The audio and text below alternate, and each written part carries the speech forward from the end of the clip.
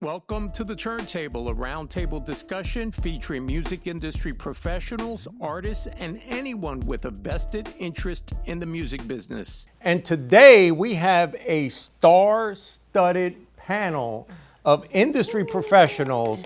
I am humbled to be here with you folks. So I would love, if possible, if we could go around the room and just do a quick introduction, and then we'll get into some questions. Natalia. I'll start.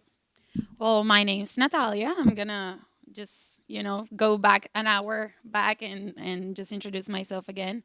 I've been working in the music industry or in the entertainment industry for the past 10 years now.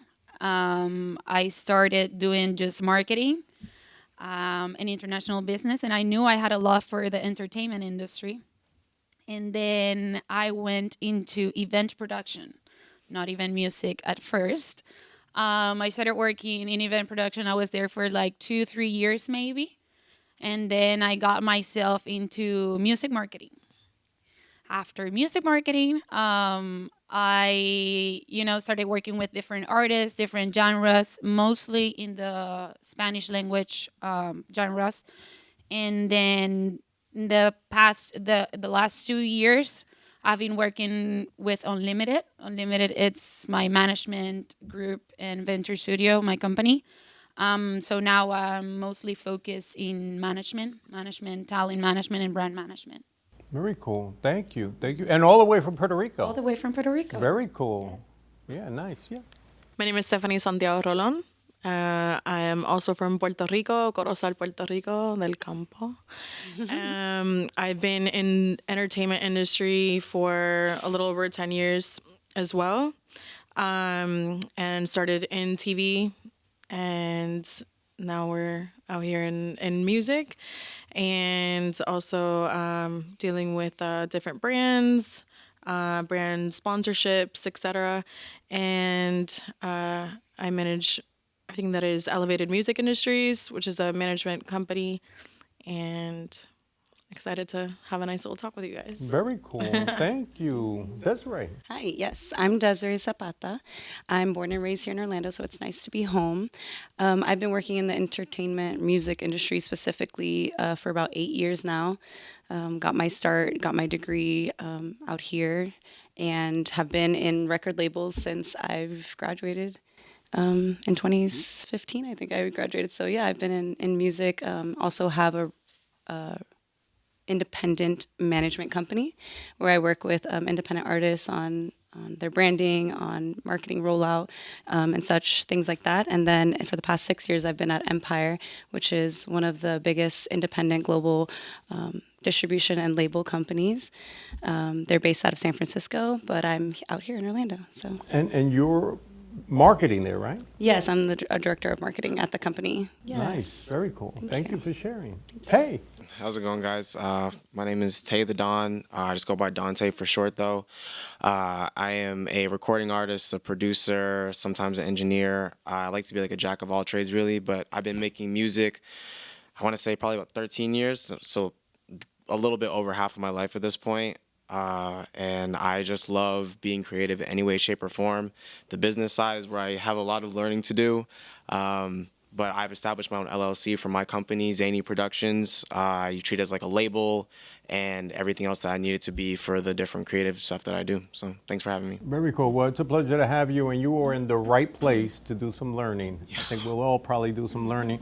As I'm hearing a little bit about all of your amazing backgrounds, I hear one commonality, and that is, having been around for a while, once upon a time, you were in the music industry and you were in a very specific lane, right? And you stood in your lane, whether you were in management or you were an A&R or you were the publicity person, et cetera, et cetera. And just hearing your diverse backgrounds, it's very reflective of what we've seen in the music industry for some time now, that all of these, for lack of a better description, all of these jobs, all of these categories have kind of converged for a lot of different reasons.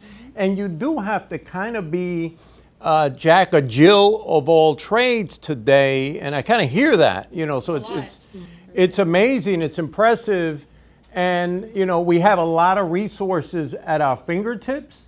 And probably one of the biggest, in my opinion, probably one of the biggest things that you folks bring to the table with your companies, with your services, is that you're providing some of these services to talent that maybe for a lot of different reasons, aren't tapping into that. And you're the professional that can. I would love to go around the room, if you don't mind, and just learn a little bit, maybe a synopsis. This is going to be a hard one. A little synopsis of, and I know this is tough, of your journey to get to where you are now. And if you don't mind, let's start with Natalia. Okay. Well, let's start. So when I went to college, let's start there. When I went to college, I went to Georgia State University in Atlanta. I went to the business school and I did marketing and international business because I knew I wanted to do something bigger or broader than where I was, living at that time. I think at that moment I was trying to find myself, in those 4 years of college, you're still asking yourself, what do I want to do with marketing? Because you can go in so many industries, you can go in medicine, you can go so many different ways. And that's when I started asking myself, and I always loved the feeling of live music, that shared emotion of the crowd when you're in a concert, just looking at people's faces and seeing them just forgetting everything outside those doors. That was something that always amazed me. I've always been an athlete. So I used to play volleyball my whole life. So that was something that I also felt when I was on the court. I was seeing people just forgetting about their world and just enjoying the moment and the time. So I decided to go into event production at that time. In Puerto Rico, that was, I think, by that time, you had to take a few courses to become an event producer. It's not like that anymore. Now you pay like a fee and you can produce your own events or you can get associated with a producer that's already established. But by that time, I had to take all these courses. So I went back to school and I started getting my producer license, my event producer license. In my last month, the regulation changed. So I didn't even finish the courses, but I went into event production and I started working with a really big event producer in Puerto Rico. But he used to do event producing for brands. So product launches, just big private events for bigger companies. I loved it, but I knew I was still missing something, There was still a little chance of room to find something that I know I loved a lot more. So I kept looking for things to do in the event production industry. I started to meet a lot of people. Networking was really big for me when I was, moving up. And that's when I got into marketing. And I went into a creative agency. And in that creative agency, I got the chance to do marketing for events. So I kind of switched to the other side. I wasn't the producer anymore, but I was the one communicating the event. Then I fell in love with all the artists and all the music industry and the music business, not only entertainment, but really narrow in what music was. Because I started to learn more about talent management, the brand sponsorships for talents and for the events, everything that came into having set up the date, not only for the event, but for the whole career or for the artist. So after doing a lot of marketing for different artists, mainly bigger artists, so I wasn't doing a lot of development. It was more project managing different marketing efforts and brand partnerships. I decided to go into management because I saw the opportunity to bring everything that I have learned until the day to the table and help newer talents that were coming into the industry, because I feel like the industry has changed in the past years. So now it's more like it's a quantity industry. So there's a lot of opportunity for a lot of people, but it goes way too fast. Sometimes for people to learn everything they need to know to become successful in the industry. So that's mainly our purpose as a company too, and that's my purpose as a professional. So yeah, that's. Thank you for sharing that. Yeah, my and journey. that's a lot, obviously. a lot of interesting roles that kind of converge into some of the things that you're doing now. The one thing, I think about, as you're speaking, clearly there have been so many changes, but it's also interesting how some things don't change. And the one thing that comes to mind based on what you shared and also your interest was the live space, the importance of the live space. You can have so much technology, but you can't, at least not yet. I don't know if they'll be able to do it with, technology unless they plug us into a machine and we experience it like a sci-fi movie. There's nothing like being at the physical live show. And you did a great job of describing how that, makes you feel. Yeah. So it's, we were talking about this earlier, how we all got into this, and feel like the importance of the different journeys, right, in order to get us to where we are now, and we continue evolving from there as well. For me, I'm from Orlando. I knew that I wanted to do something in entertainment, but I wanted to go into law. So I did my LSAT prep. I did everything you can imagine, Kaplan, all that good stuff in order to go into law school for entertainment. I had a couple of friends at the time that actually went to Full Sail. And it was more of the focus on wanting to help, the producer, the artist understand like their rights and what they can do, and also move into that sense of like a DIY type artist too, and like artists that are starting off with like as a jack of all trades, because that's how you start off really in the beginning. So when I started, I was at Univision in Orlando, in Altamont Springs. I was there for a bit. I want to say about like 2.5 years. And while I was there, they knew my interest in going into law school. So they put me on the Trayvon Martin case. I did the whole entire Trayvon Martin case that entire summer, but I knew that I needed to get into something that had to do with law. So I got a job at a law firm in downtown Orlando.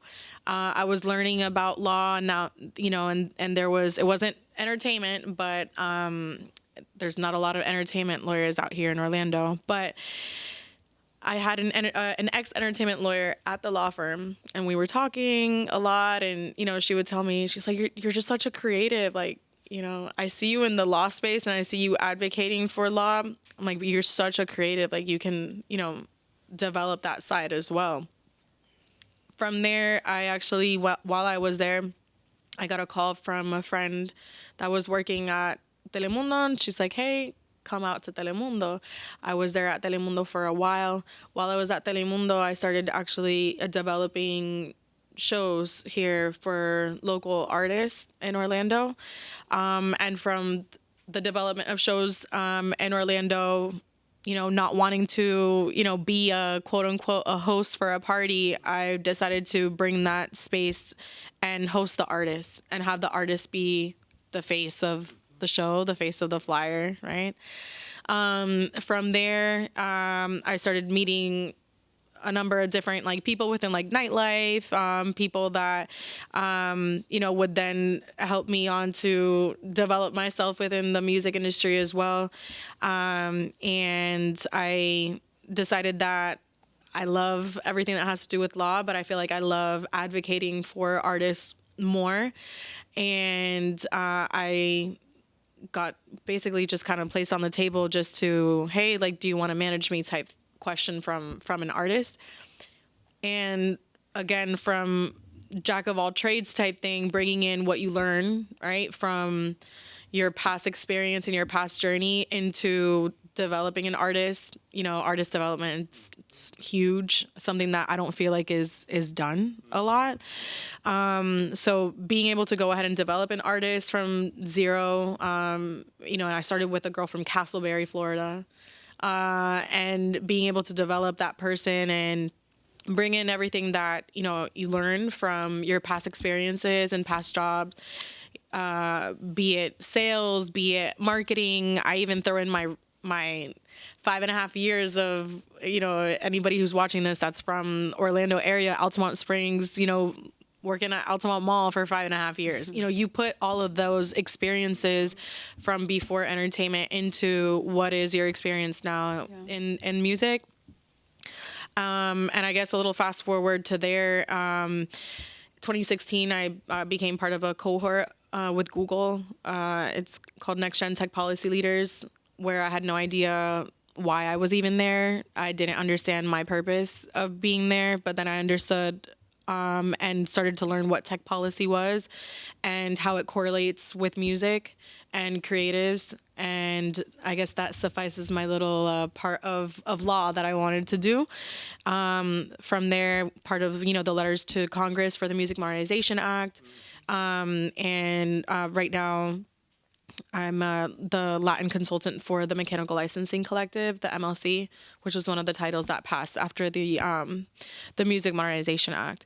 But yeah, I mean, throughout the journey, you know, it's been a beautiful, you know, part of being part of the development of artists, being part of like understanding how important sponsorships are, you know, to develop and to fund an artist, which is something that's really important in the beginning.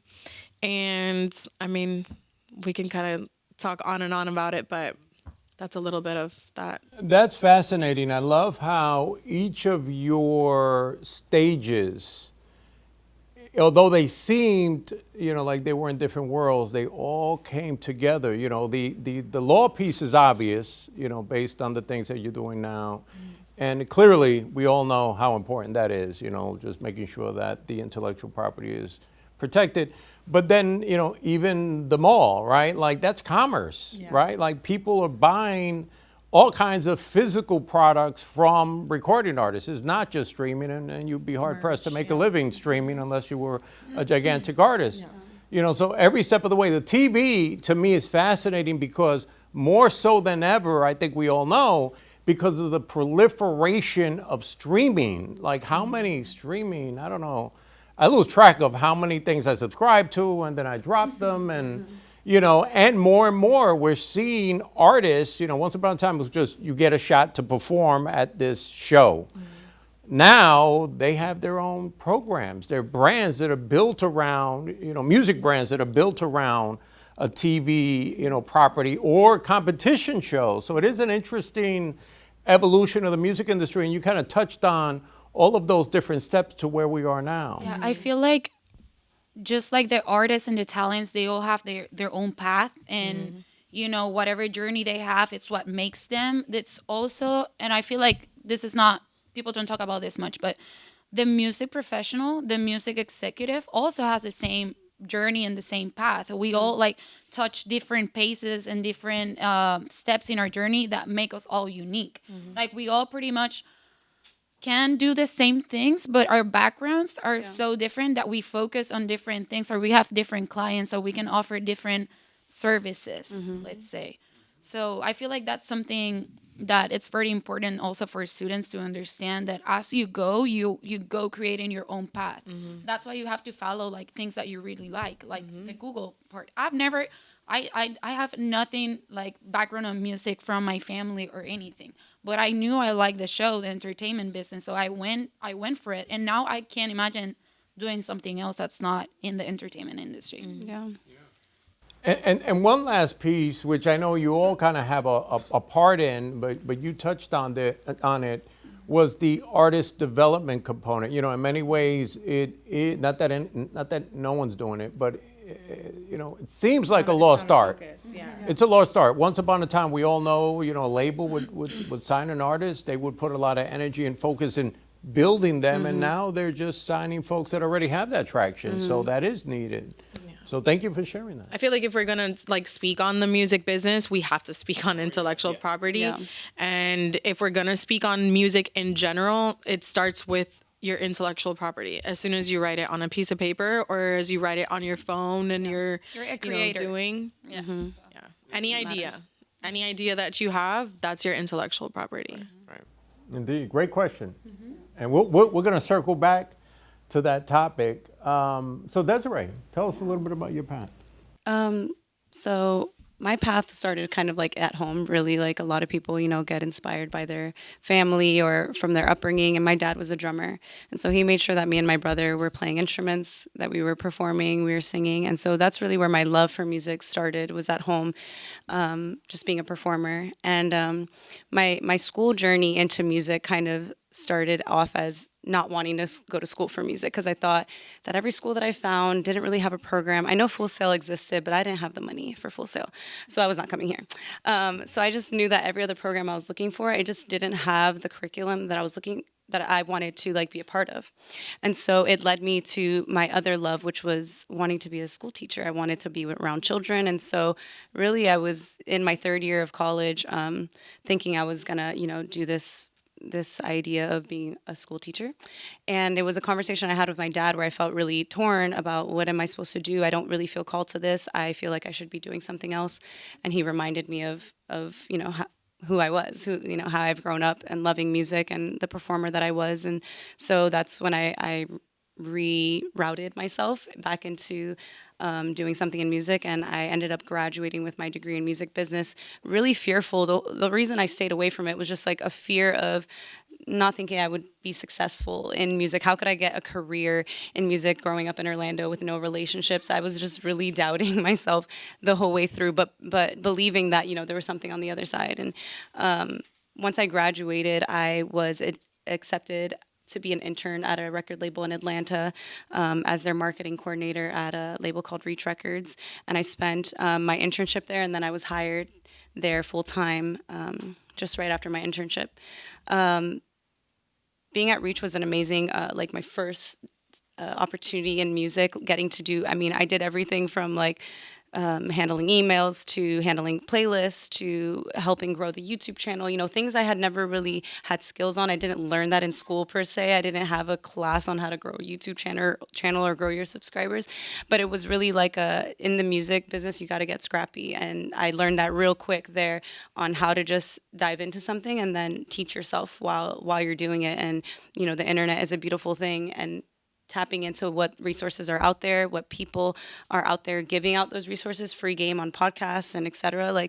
There's so much knowledge that you can gain if you just really go out there and learn it for yourself. And I feel like the industry here is one that you got to get scrappy and you got to learn things for yourself sometimes. So that was an amazing first year opportunity. And then from there, I moved to California for other reasons. I actually ended up not having a job in music at that time. And I had one connection to someone that worked at Empire, which is where I work now. And that one relationship, I made sure to chase it down. I was like, I live in the Bay Area.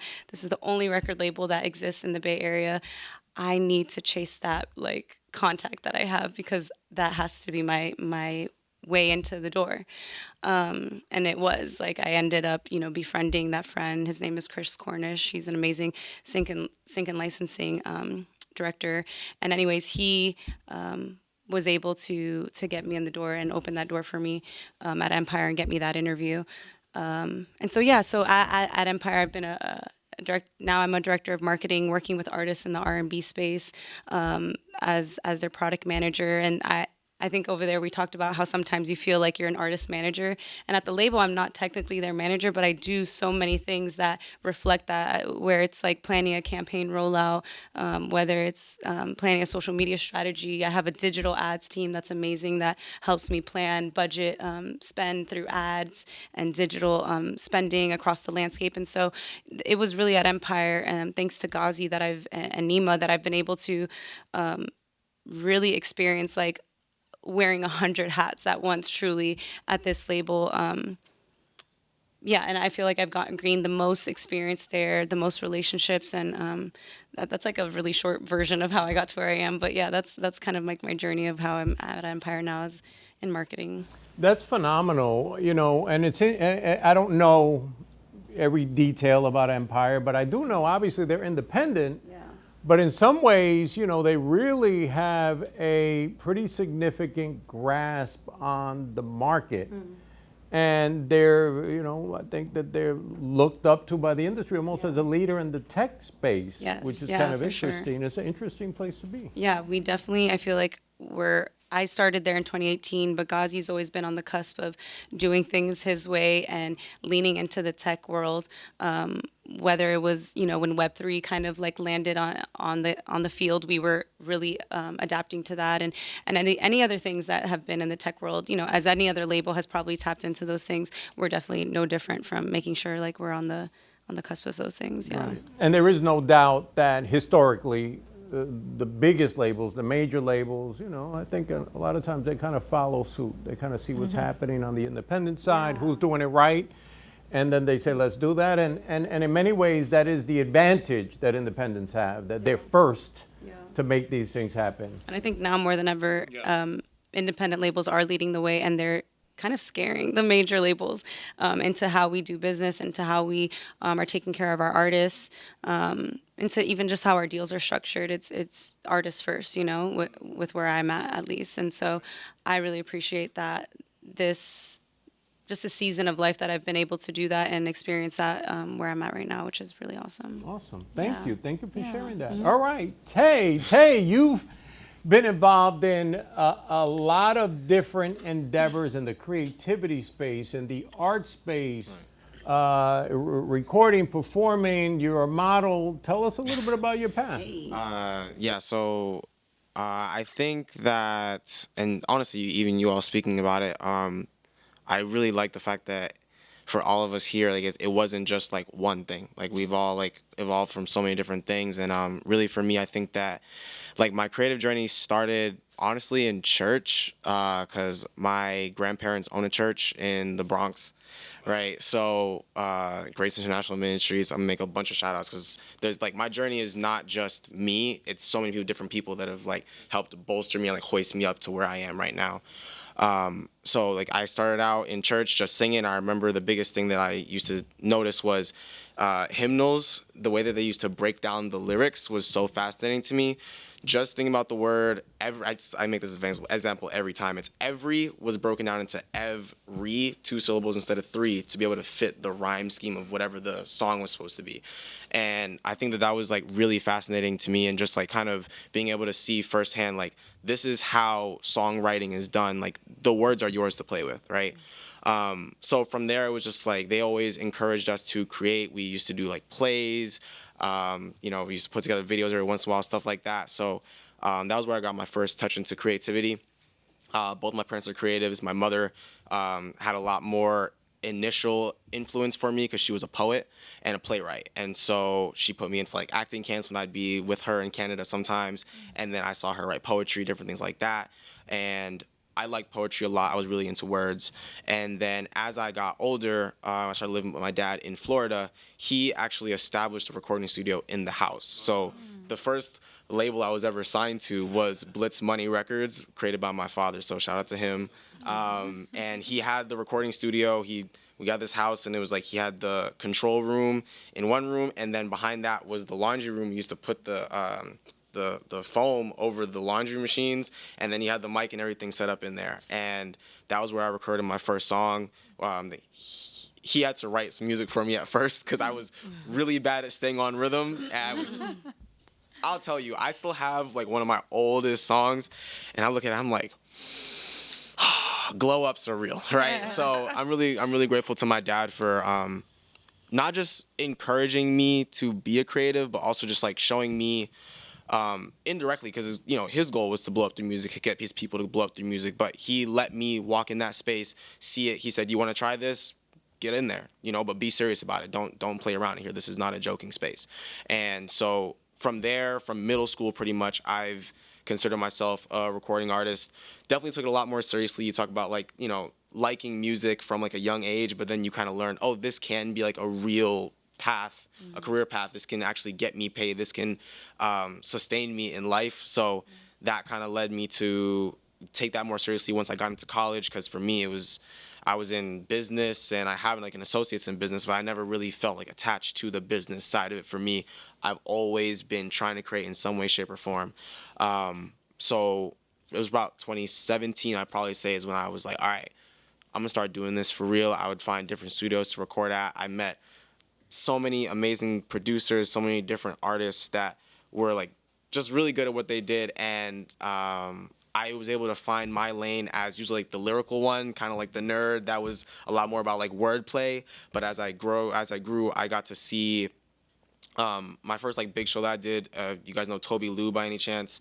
Yeah. I got to open for Toby Lou one time, and that was a wild experience. But in that room, I got to see a lot of people that I felt like looked like me in terms of their creativity, where they like had like really colorful hair, or they were like wearing like Pokemon stuff on their bags, and I'm like, I feel like the mainstream hip hop crowd that I'm trying to market towards isn't necessarily like me, but that room felt more like me. And so from there, it became less just about wordplay and rapidy rap. It's more so like, okay, where's like the message? Where's the intention behind the music that I'm trying to create?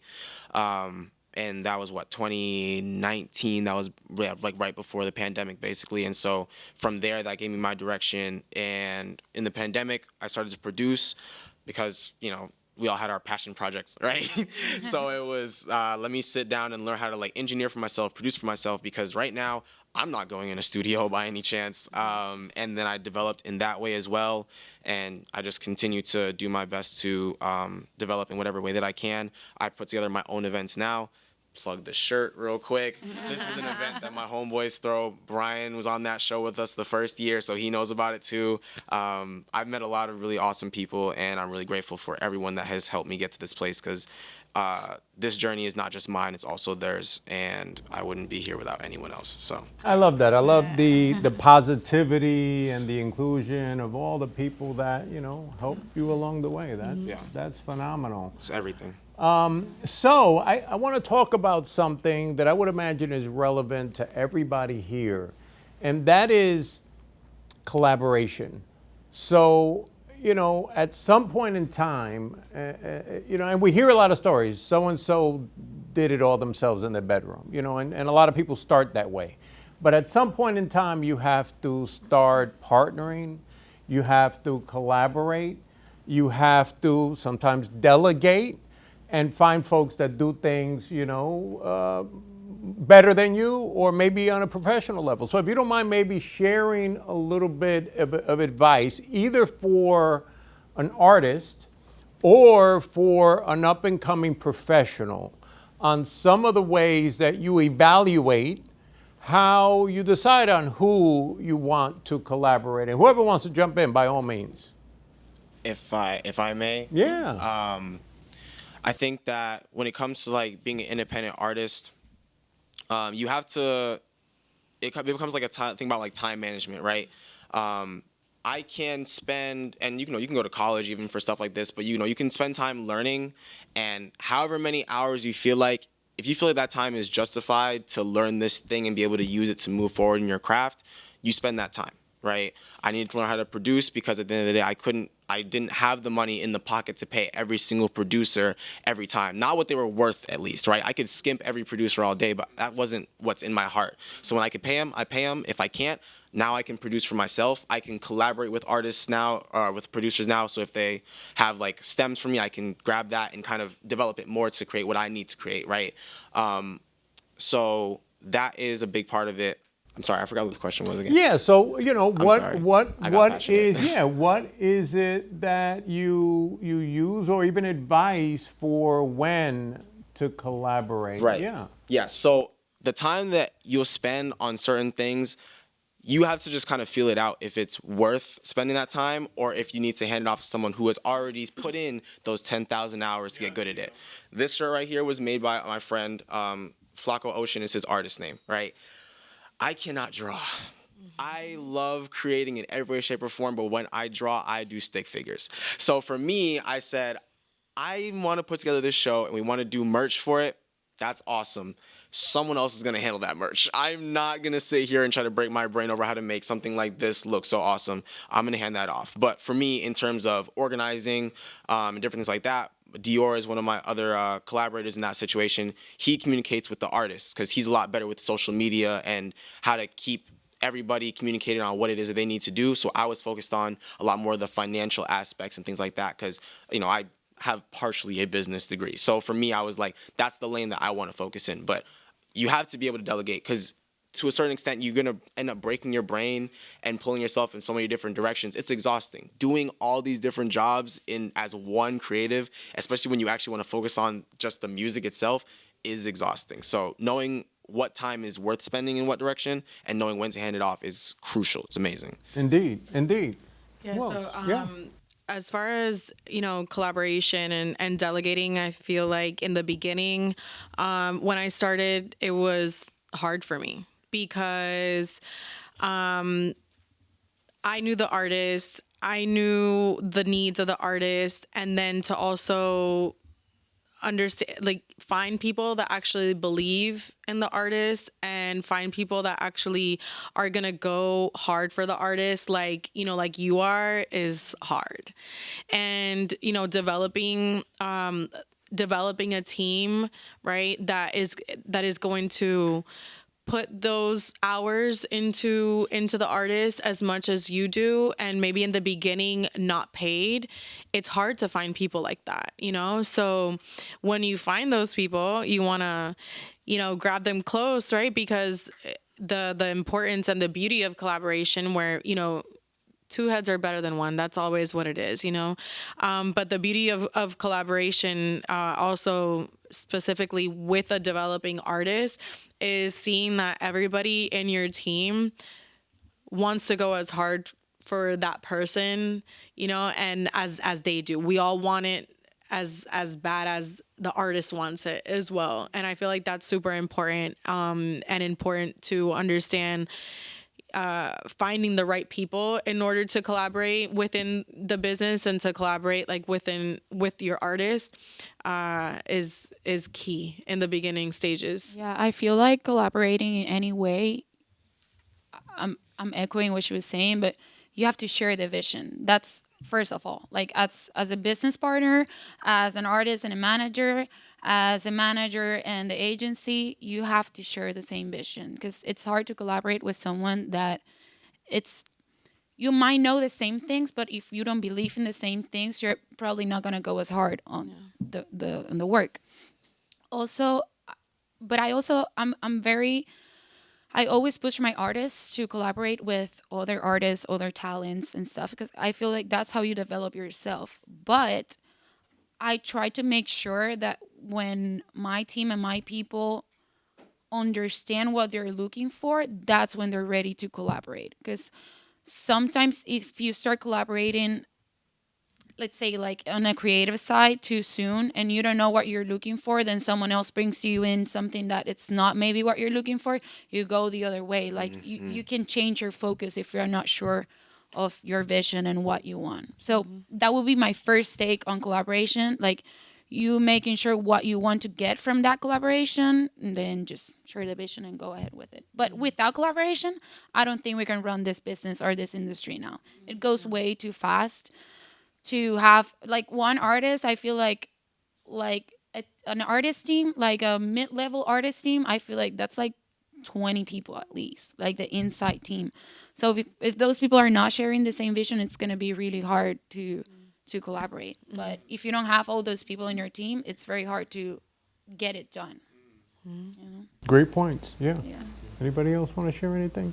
I feel like just on a business perspective, when you collaborate with other industry professionals, not like as an artist specifically, but I feel like it's important to go into those relationships knowing your strengths first, kind of what you were saying, because I feel like a lot of cooks in the kitchen can be good, a lot of cooks in the kitchen can be bad, and I just feel like knowing what your strengths are on the forefront is going to make a huge difference for the artists, for the results that you're going to get, and it will help you sleep at night. When you know that you don't have to do A, B, and C, you can just do D and take care of that, you know what I'm saying? So I feel like knowing your strengths is really important, and letting those who can do other things, let them do what they can do.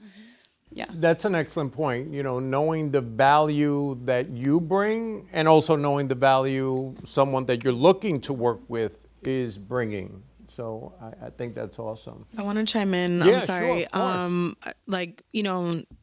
You as director of marketing, right? Sometimes even having an artist that says like, hey, like, I think that I want to go off in Puerto Rico and this is where I want to, this is where I want to grow. But, you're going off in Alaska. And, as director of marketing, right? And like with your background in marketing, understanding that, you're part of the team and like believing in your collaborators is also another thing that's super important. So that way, that's the only way, and having the same vision is the only way that the artist and the team are going to grow. And Trust you and to the trust, yeah. Because that's, the artist has a team for a reason, right? And that's, if your strength is that, then that's what the artist should be, trusting and understanding that, okay, even though I really want to go off in Puerto Rico, but Alaska is going off to my music right now. Well, and my marketing director is telling me that maybe we should go ahead and maybe spend a little more ad spend over here. Then let's go ahead and do that. And that bleeds into the importance of the collaboration, the trust, the vision of the entire unit as a whole. Great points. And, almost on that note, and obviously trust is paramount, especially when you're in general, but when you're dealing with talent, many times, as you folks know, they have a very specific vision, and that's their, for lack of a better description, the art is their baby. And now they have this other person that's kind of, telling them, well, take your baby and put them here. And you're like, well, hold on, that's not what I'm looking for. So trust is paramount. However, almost inevitably, you're dealing with people. People are complex. Artists are very complex. I mean that in the positive way. Positive and negative sometimes. But if you don't mind, it's inevitable. And anybody in life, and certainly in this business, is going to at some point come across challenges. And challenges with personalities, challenges with interests. If you don't mind, maybe providing a little bit of insight as to how do you navigate that? Any advice you have for folks maybe that are just starting out? You're posed with a challenge. It's a people challenge. How do you get through that?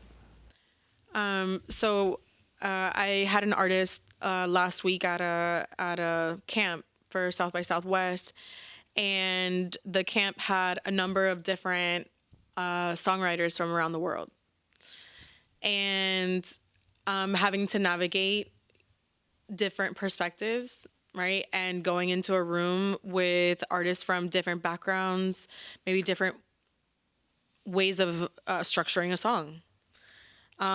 Just in all sense of the word, just getting thrown into something super different and something that you're not used to.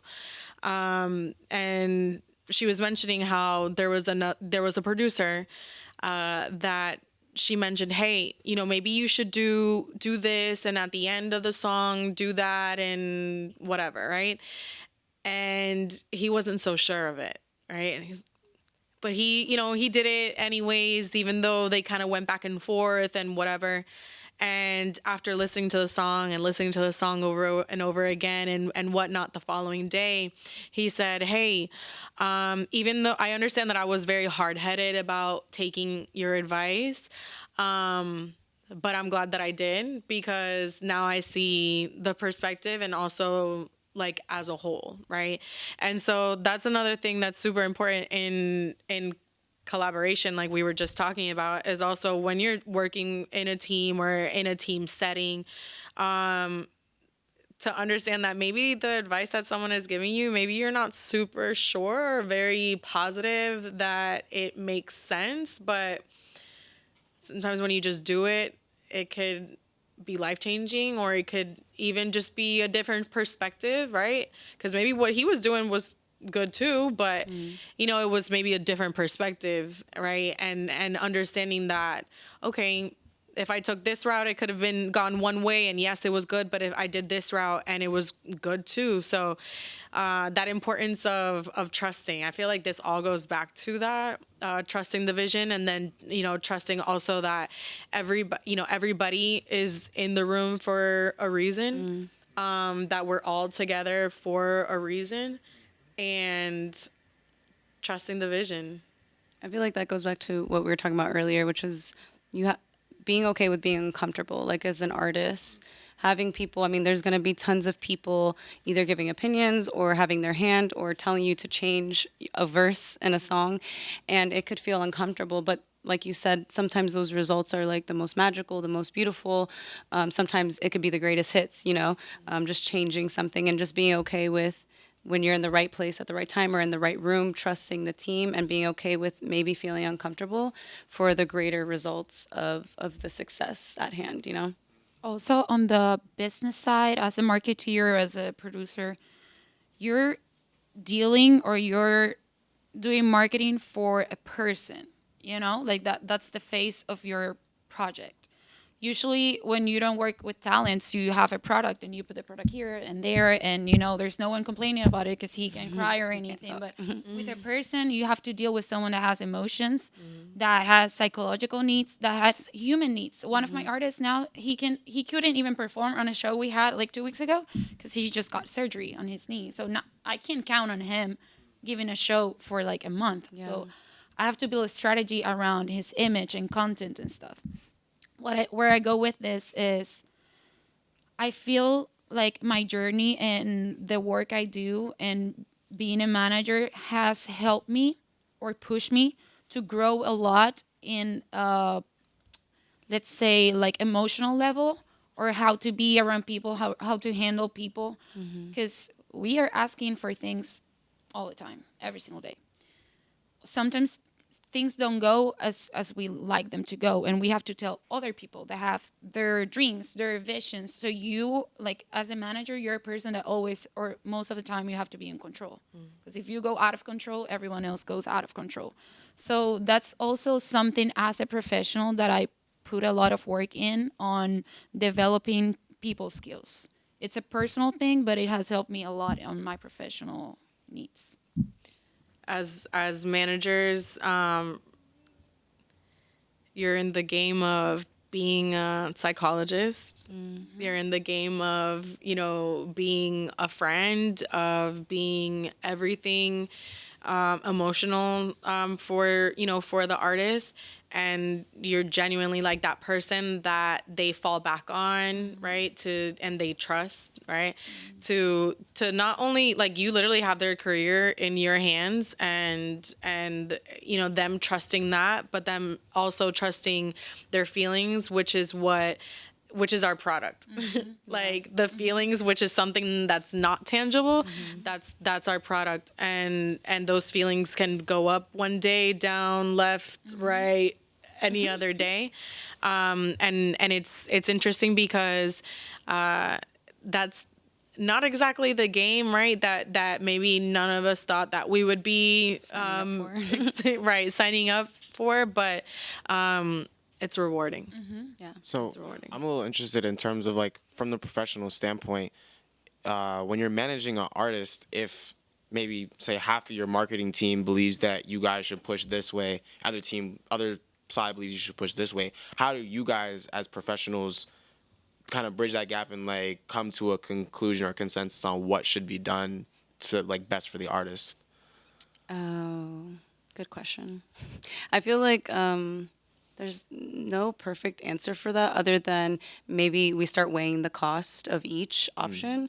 We start deciding if we go left, how much budget maybe we're going to spend. Maybe that's the issue. And maybe if we go right, like, how viable is it? Can that artist perform in certain territories if they're touring artists? Or maybe it's maybe what resources we have internally, right, that are going to help make a decision. At where I'm at right now, we have a great team scattered around globally, right, to help an artist peak or have visibility in different countries. But maybe there's a situation that you're in where you don't have a system built that can, like, really help you. So it might help decide those might be the factors. So I guess, like, to answer your question, you start deciding which factors mean the most to you and you as an artist, what is going to propel your career the best way, and then that might have to make the decision for you. Like, as professionals, our job would be to put all the options on the table and say, okay, so this would be the best, best case for us or worst case, and then just let you decide based on the objectives of the project. But yeah, that's our job. Just put everything on the table. Exactly.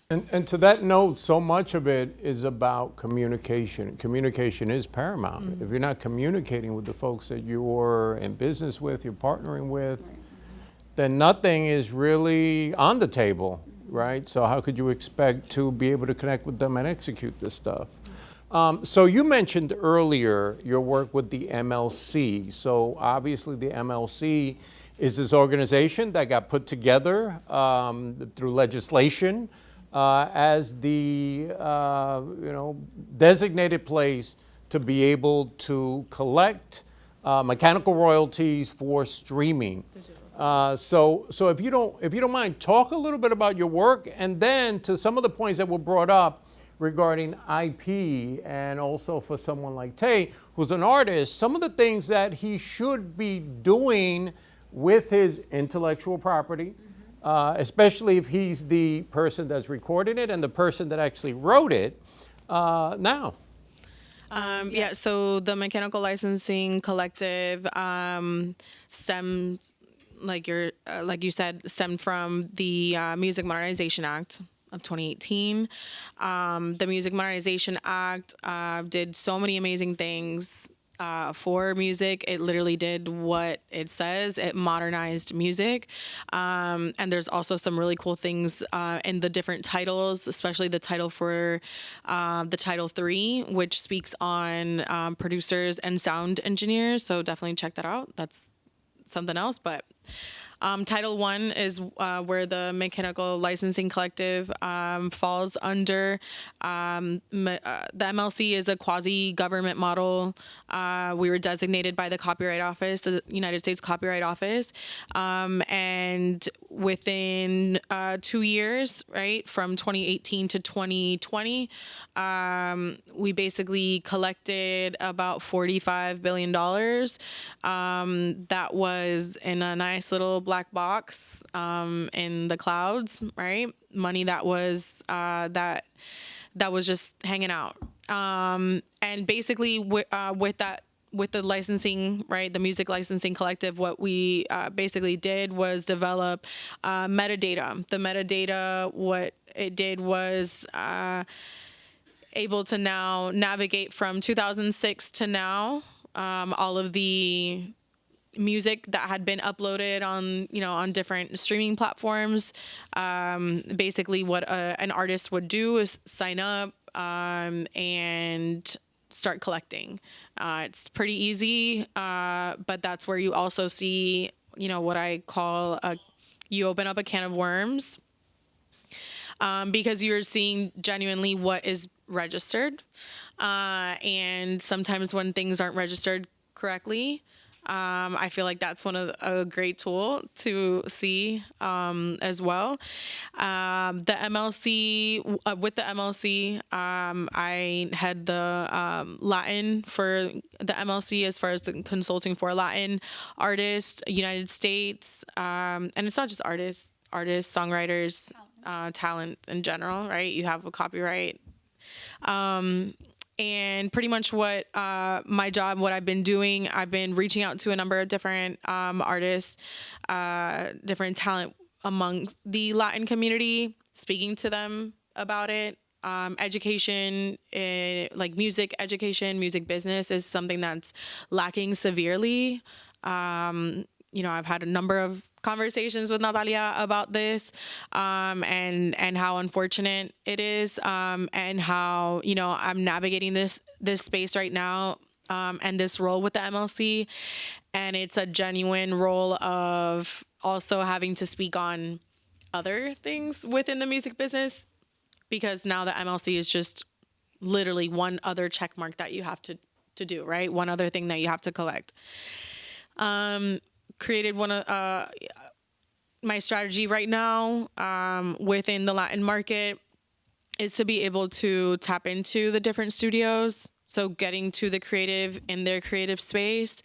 We did the first one out in Puerto Rico this Saturday over at Artillery Music Studios, and it was great. Had some producers that have been in the game for a while that they had no idea about this, and they also were able to see even a song, in one in particular.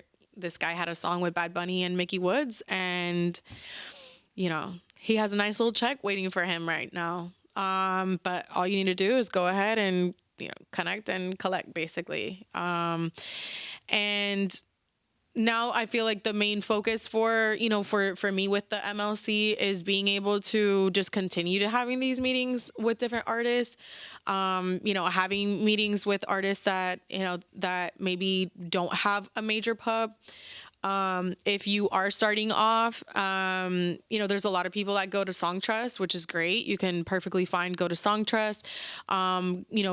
You can have a publishing, you can do all that good stuff. I always advise artists, if you have your BMI, you have your writers, get your publisher too. Sometimes people think that they have to wait and be signed, but no, with different entities. If I'm not mistaken, I believe ASCAP has given it in combination now, if I'm not mistaken, don't quote me, but, with BMI, you go ahead and you pay, and sometimes we need to understand that we're in the music business. There's some things that we do have to pay for, right? Such as that. But that's going to go ahead and be able to, right, as a DIY artist, you can go ahead and negotiate your publishing deal with your publishing company, right? So that's like the beauty of that in particular.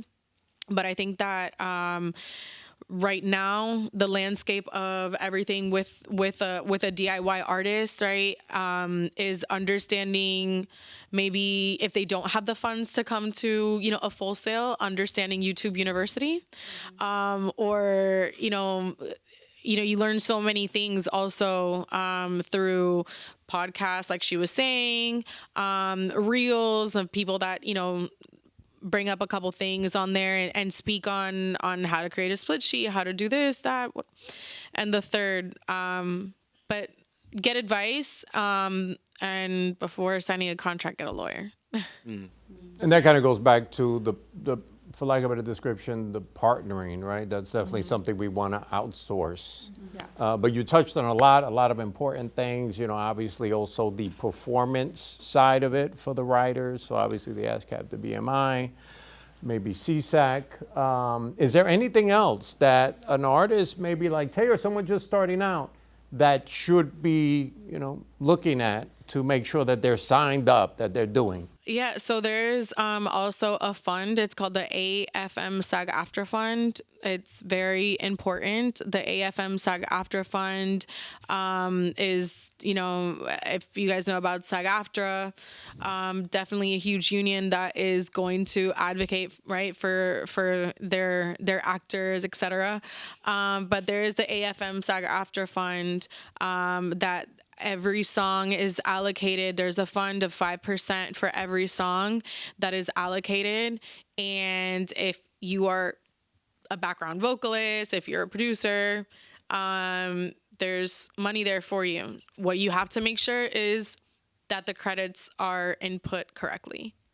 So if you were the person who did the sound recording, if you were the composer, if you were the lyricist, if you were the person who plugged in the cables, like make sure that every job is important, and just make sure that everything is input. You can find it on allcredits.com and just different websites that where you can input credits.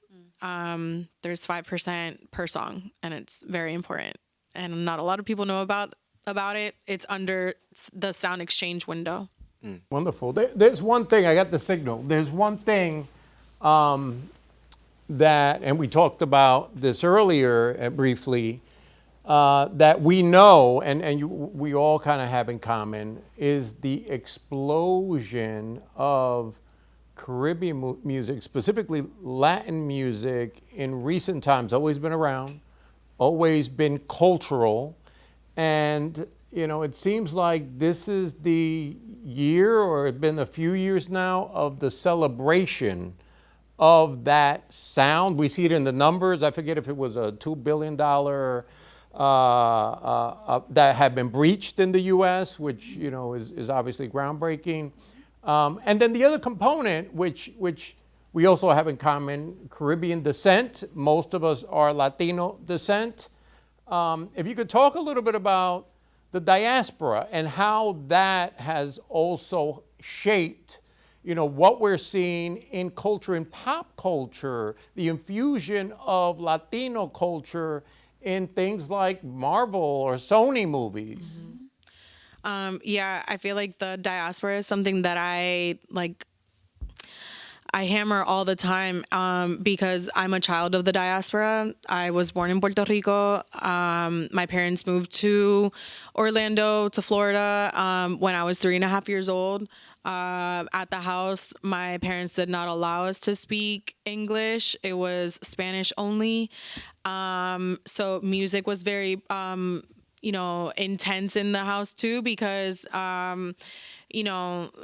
I come from church as well. My dad's a pastor. So, my brother plays the drums. 2 of my brothers play the drums. My sister sings, so music is very important. Right. And it's something that's forever ingrained. Right. So because of that ingrainment, and I feel like Latinos were very proud of where we come from.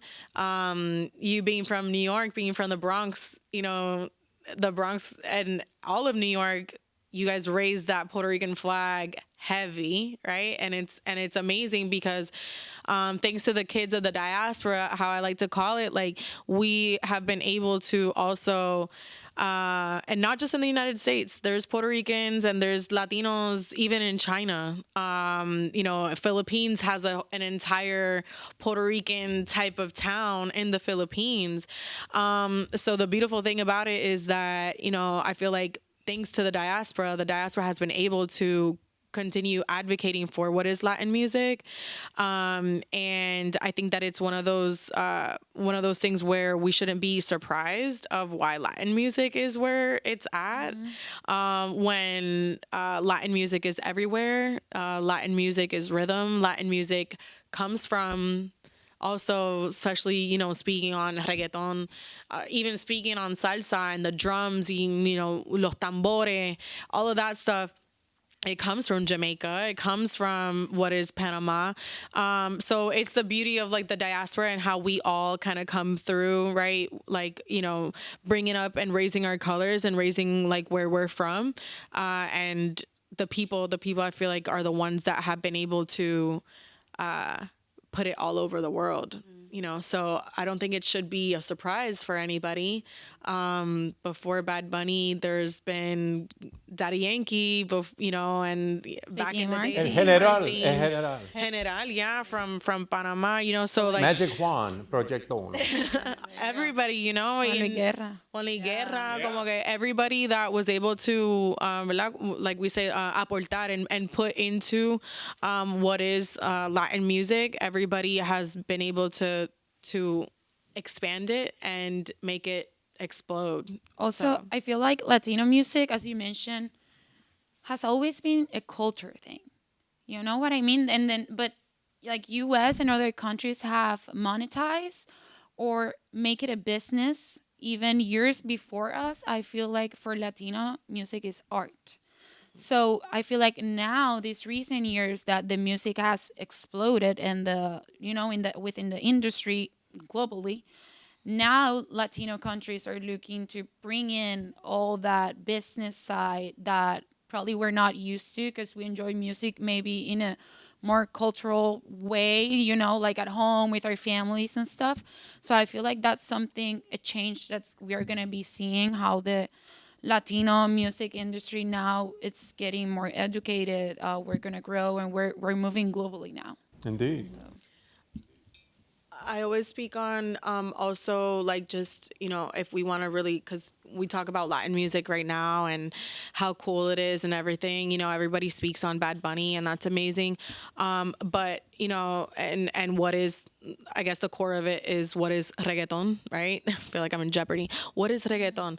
So, I mean, from there, it's, you know, we have to also give it to hip hop. We have to give it to, you know, also being influenced heavily by the clothes, by the slang. Like, you know, you're Latina in hip hop, so, you know, you and you as well, coming from hip hop as well, understanding also that you know, the Latino, right, and the reggaeton in general, like we're in our 30s, if anything, like late 29, like around there, right? Most of us. We're hanging out. So, you know, the beauty of it is that learning from hip hop being 50, you know, we still have so much to grow.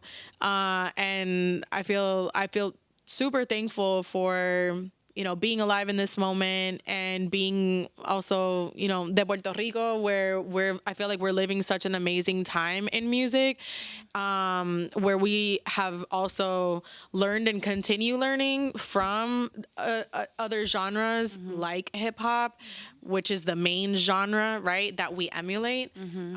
So it's a beautiful thing. It's a nice full circle moment for everything, and for music, and a celebration of cultures. Thank you, and I love that you said that. It's not all these days, couple of years now, but you know, before that it was kind of sparse that hip hop would get some credits outside of the direct hip hop circle. So I know I got the signal. However, I can't end this without, besides thanking you all, doing one thing, and that is going around the room quickly if possible. And if you don't mind, maybe share, maybe it's AI, share a tool that you're using right now, maybe that you found, maybe you've been using it for a while, you know, an app, a website, or something else that you know, have really found helpful in doing what you do, and you might not mind sharing. Who am I going to put on the spot? I have one. All right, yes. It's a very, very simple one. It's called Canva. It's a presentation app. But I've learned throughout the years, if you don't put things written in paper that you can express what you're trying to say, people usually, when you send a presentation, they usually get the idea a lot faster. So that's been a tool that I've used and I've developed. It's not something that I loved before, but I've developed it and I've become really good at it, and I've seen the results in my business and in my clients, my projects. Thank you. Yeah. Yeah, I'm a very visual person. I love Canva too. So I would also say Google Docs. Google Docs. Oh, yeah. I'm a big Google Docs person, Google Calendar. And if you don't have access to that, get a notebook, get a pen, and organize yourself. Yeah, I feel like I'm just gonna be a spokesperson for Google. Like being organized is huge. So whether it's with business or whether it's with clients, being organized and using Google Calendars and all their tools is super helpful. There you go. Yeah. I think honestly, instead of speaking like a specific app or anything like that, just notes. You know, like I think that taking notes, especially writing things down by hand, is really important. Obviously, we move away from it as we get more technologically advanced as a society and everything like that. But the amount of times, one, if you think about the fact that like when you write things down, it ingrains into your brain so much more. But then also just like when it comes to the standpoint of like manifesting, right? Like seeing something written down by your hand on paper, continuing to put that in front of your face and looking at that is so important for just like believing that you can make your thing a reality, whether that's creatively or that's professionally. Like we have to believe, because this is a tough market. It's very saturated. And so reminding yourself of your vision, your goal, everything like that, and then moving with that intention is huge. So notes in general, like writing things down, notebooks, stuff like that. I love that. Another lost art, and I lied. I have to do a speed round. I'm sorry.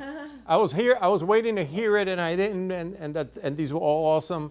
Speed round. Quick thoughts on AI. Can I go back to you? I can start here, honestly. All right, yeah. We'll start on this side. I kept going to So AI, right? I think that, and we're doing speed round, so I'm not going to get too deep into it. AI, I feel like, unfortunately, is the future, right? But it's really, in my opinion, about how to use it. I think that it's really hard to be able to, the intention, right? To be able to the biggest thing that I'll say, right, is you can use it as a reference. I think that using AI as a reference, if you say, I want to do this thing and I can't find anyone else that has done it in a similar or a very like exact way that I want it, you use AI to produce, maybe it's a flyer. You say, this looks exactly what I wanted. It's someone running on the moon, but they have on, Crocs, right? Just to throw something weird out there. You use that now and you say, okay, I can't draw well, but I've now have this and I can use this as a point of reference to be able to build off of, versus saying, okay, now that I've gotten this AI thing, this is where I'm going to put it, right? Because at the end of the day, there's no tool that is perfect. And if we allow our tools to think for us, especially knowing that AI is not just a tool, it's also like a culmination of everybody else's ideas. AI is not a thing if we don't put ourselves online. AI doesn't learn if we don't learn as individuals, if we don't share as individuals. So if you are using AI, think of it as a reference, think of it as a culmination of that person's work and this person's work, and say, now that I can learn from this piece, I can develop further. Not just, this is the piece, and I want to go from there. That's my opinion. Thank you. That's Said it beautifully. I mean, you want to hear what I have to say? Yeah, of course. I mean, the only thing I've really used in recent is ChatGPT, and as like an independent, business owner working with artists and managing them, it's been helpful to kind of curate bios or put together things for social media and things like that. So, I resonate with everything you shared as well, but that's the only platform I've kind of dabbled in when it comes to AI. Yeah. cool. Thank you. Yes, AI is the future, but it is also the present and has been in our present for a while now. I feel like maybe the term AI, we think of it quickly as something like a chat GPT or something to generate photos, but it is something that we have been using for a while now. Just maybe not the exact term. Yeah. I feel like within music, if we're going to speak on, like, let's say AI and using it, let's try music wise, let's try this artist's voice for this song. I think it's a great tool to pitch for songwriters, maybe trying to get their way in, and, they have this idea in mind and writing for, like, oh, I think, this person sounds great on it. I think that it's something that's super cool if the artist is open enough and has an open mentality of grabbing music in that and getting pitched in that type of sense. But there's a huge importance of regulation that needs to be done government wise, and it's coming soon. Thank you. On my end, I just feel like AI is technology, and technology has to be used to help you do things in less time, maybe, or in an easier way. I feel I've used AI for, like, recently as ChatGPT. I've also used it with my songwriters. It's been really helpful because when the artist on the other end, like, let's say J Balvin, he receives a song with his voice or a similar voice to the song, it's easier for them to visualize themselves doing that song. Like earlier, it was just harder because they had to, like, redo it, get in the studio, hear themselves, and it was just harder. But I lost the track of what I was gonna say. AI ChatGPT, AI, technology. yeah. Oh, but I was gonna say it's only a tool because I can make a great presentation with ChatGPT and the Canva app I just mentioned. Great, amazing. But if I get in front of you and I can't sell you the idea of my project, there was no use to it because it's not going anywhere. So I feel like it's only a tool, And using it as a collaborative platform to other person as part of your team, that you're also molding as well, because you can have the amazing Canva presentation and make some tweaks to it. Yeah, indeed. Thank you all. You've all been phenomenal. If you don't mind maybe sharing your company site, if you like social media, anything you want to put out there, if folks want to reach out to you. I want to start with Tay. So, obviously, Instagram, at Tay the Don. So it's TETHEDAWN. And then just keep your eyes out for Zany Productions, established 2020, and just going up from here. Thank you. You can find me on Instagram at with Desireé. So like you're with me. Like you're with me. Like you're with me. My government, Stephanie Santiago-Rolón, and Elevated Music Industries. My name is Natalia Nieto, and my company is Unlimited. You can find us on Instagram, unlimited.biz.